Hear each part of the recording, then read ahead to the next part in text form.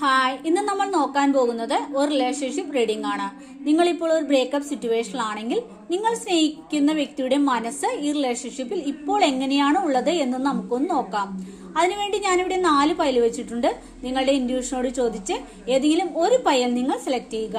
അപ്പൊ നിങ്ങൾ സെലക്ട് ചെയ്യുന്ന ഞാൻ വിചാരിക്കുന്നു. നമുക്കൊന്ന് നോക്കാം.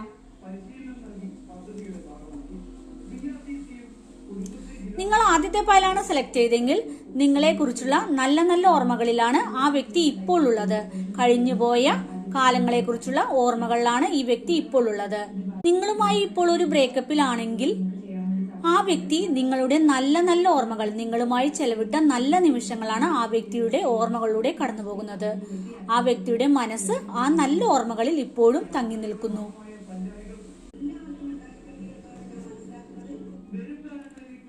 നിങ്ങൾ രണ്ടാമത്തെ പൈലാണ് സെലക്ട് ചെയ്തെങ്കിൽ നിങ്ങൾ ഇപ്പോൾ ഒരു ബ്രേക്കപ്പിലാണെങ്കിൽ നിങ്ങൾ സ്നേഹിക്കുന്ന വ്യക്തിക്ക് എത്രയും വേഗം നിങ്ങളിലേക്ക് തിരിച്ചു വരുവാൻ ആഗ്രഹിക്കുന്നു.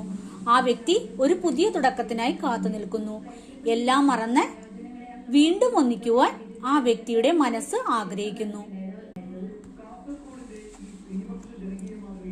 ഇനി നിങ്ങൾ മൂന്നാമത്തെ പൈലാണ് സെലക്ട് ചെയ്തെങ്കിൽ നിങ്ങൾ ഇപ്പോൾ ബ്രേക്കപ്പിലാണെങ്കിൽ ആ വ്യക്തിക്ക് നിങ്ങളോട് ഡീപ്പർ ആയിട്ടുള്ള ഒരു ഇമോഷൻ ഉണ്ട്. പക്ഷേ ആ വ്യക്തി നിങ്ങളിലേക്ക് തിരിച്ചു വരുവാൻ ഭയക്കുകയും ചെയ്യുന്നു. ഒരു ഭയം ആ വ്യക്തിയുടെ മനസ്സിൽ ഇപ്പോഴും ഉണ്ട്. ആകെ ഒരു കൺഫ്യൂഷനിലാണ് ആ വ്യക്തി ഉള്ളത്.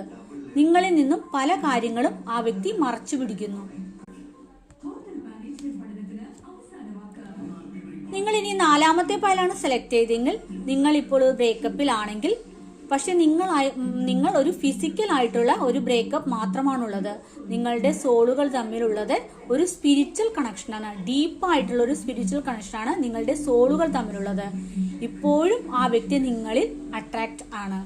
ആ വ്യക്തിക്ക് നിങ്ങളൊരു പാഷനാണ്. നിങ്ങളിലേക്ക് തിരിച്ചു വരണമെന്ന് ആ വ്യക്തിയുടെ മനസ്സ് ആഗ്രഹിക്കുന്നുണ്ട്.